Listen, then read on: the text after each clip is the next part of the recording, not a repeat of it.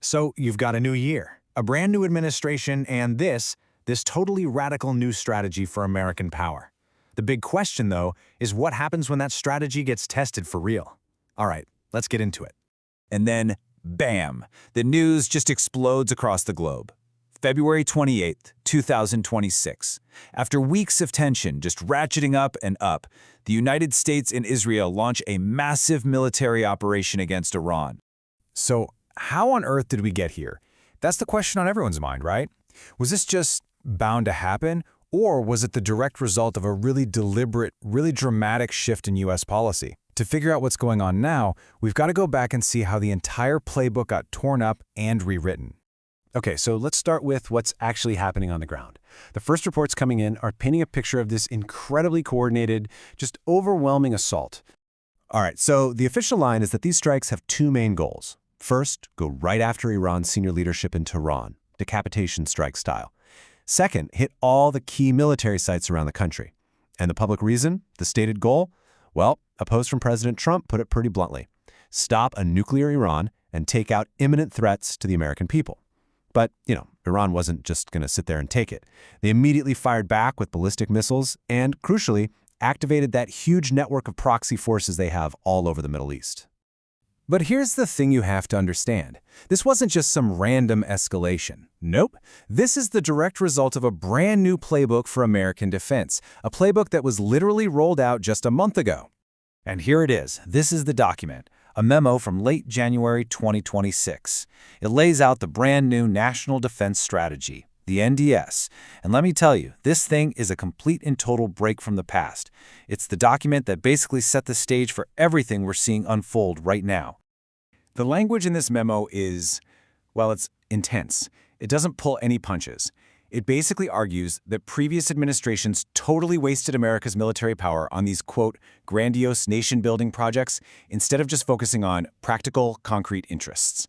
That quote right there, that's it. That's the beating heart of this whole new strategy. And nothing captures this shift better than a move that's both symbolic and, let's be honest, pretty strategic. They rebranded the Department of Defense. Yeah, it's now called the Department of War. The message couldn't be clearer. The mission is to fight and win wars, period.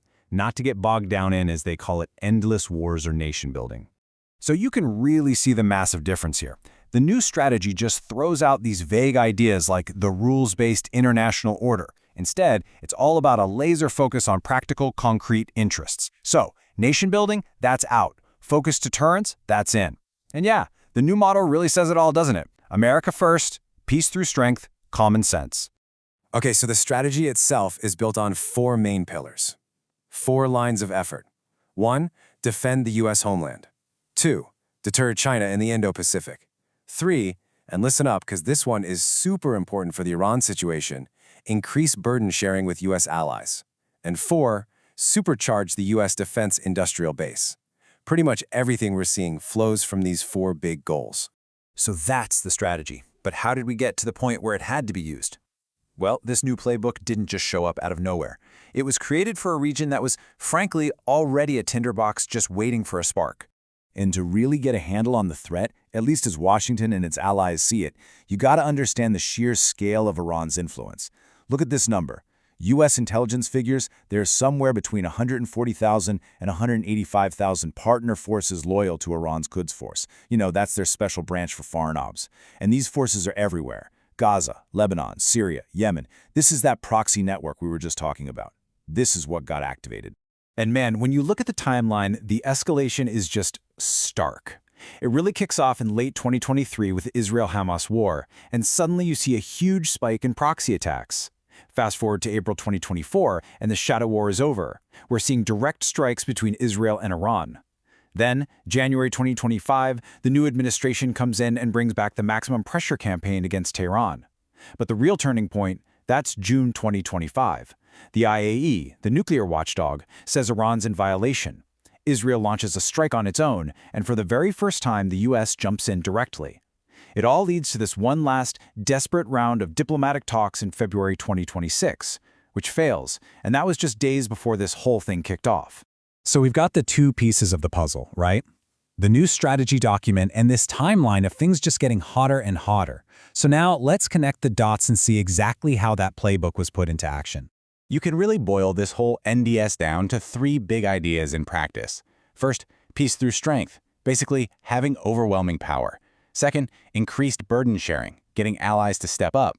And third, defending concrete interests, only fighting for what really practically matters. So let's see how those actually played out on the ground.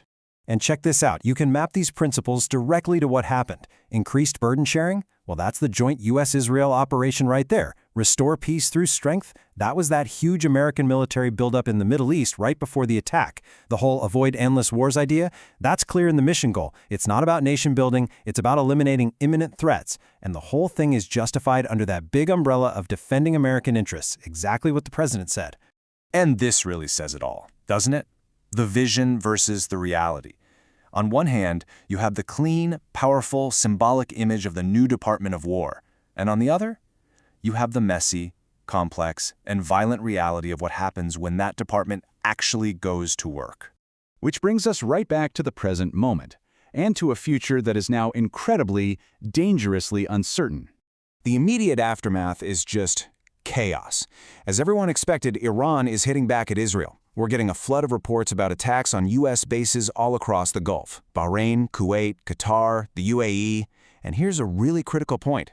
People are seriously worried that Israel's missile defense stockpiles are running dangerously low after all the fighting in 2025. That could leave them wide open. The whole region is just on a razor's edge.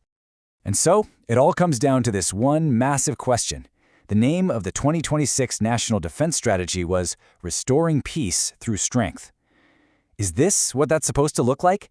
Is this huge conflict the violent but necessary start of a new kind of peace? Or did this brand new playbook just light a fire that no one, absolutely no one, can control?